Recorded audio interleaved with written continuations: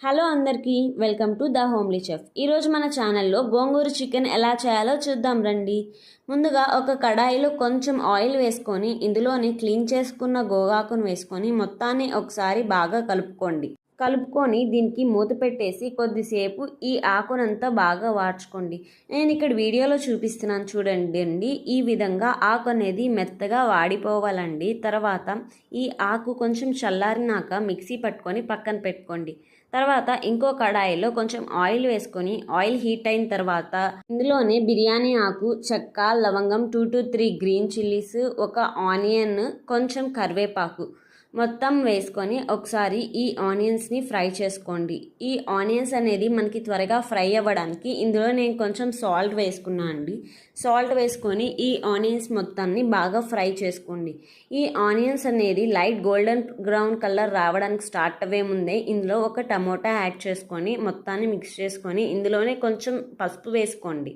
ఈ టమోటా ముక్కలన్నీ బాగా వేగిన తర్వాత ఇందులోనే అల్లం వెల్లుల్లి పేస్ట్ వేసుకొని ఈ అల్లం వెల్లుల్లి పేస్ట్ కూడా బాగా ఫ్రై అయిన తర్వాత ఇందులోనే మనం ముందుగా క్లీన్ చేసి పెట్టుకున్న చికెన్ వేసుకొని ఒకసారి మొత్తాన్ని బాగా మిక్స్ చేసుకొని ప్లేట్లో వచ్చేసి చికెన్ని బాగా ఉడికించుకోండి. వన్స్ ఈ చికెన్ అనేది బాగా ఉడికిన తర్వాత ఇందులోనే కొంచెం కారము, ధనియా పౌడరు, జీరా పౌడర్ ఈ 3 వేసుకొని ఈ చికెన్ అంతా ఒకసారి బాగా కలుపుకుంటూ ఫ్రై చేసుకోండి కొద్దిసేపు. ఈ చికెన్ అనేది కొంచెం ఫ్రై అయిన తర్వాత ఇందులోనే మనం ముందుగా పేస్ట్ చేసి పెట్టుకున్న గోగాకును కూడా వేసుకోండి. ఈ గోగాకును కూడా వేసుకొని ఈ చికెను ఈ గోగాకు మొత్తం బాగా కలిసేలా బాగా కలుపుకుంటూ ఫ్రై చేసుకుంటూ ఉండండి. ఇది కొంచెం ఫ్రై అయిన తర్వాత ఇందులో మీ గ్రేవీ కన్సిస్టెన్సీకి తగినట్లుగా వాటర్ వేసుకోండి. నేనైతే ఇక్కడ కొంచెం తక్కువ వేసుకున్నానండి. వాటర్ కొంచెం గట్టిగా చేసుకుంటున్నాను నేను ఇక్కడ ఈ గోంగూర చికెన్ అనేది. మీకు కొంచెం గ్రేవీగా ఎక్కువగా కావాలనుకుంటే మీరు కొన్ని వాటర్ ఎక్కువ వేసుకోండి. అంతే అండి. ఇందులో నుంచి ఆయిల్స్ రిలీజ్ అయిన తర్వాత లాస్ట్గా ఇందులో కొంచెం గరం మసాలా వేసుకొని ఒక 2 minutes ఫ్రై చేసుకోండి. తర్వాత కొంచెం పైన కొత్తిమీర వేసుకొని స్టవ్ ఆఫ్ చేసేసుకోండి.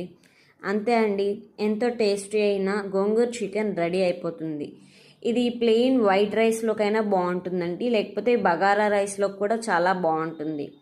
ఒకసారి మీరు కూడా ఈ గోంగూర చికెన్ని ట్రై చేసి ఎలా వచ్చిందో నాకు కమెంట్ సెక్షన్లో కమెంట్ చేసి చెప్పండి.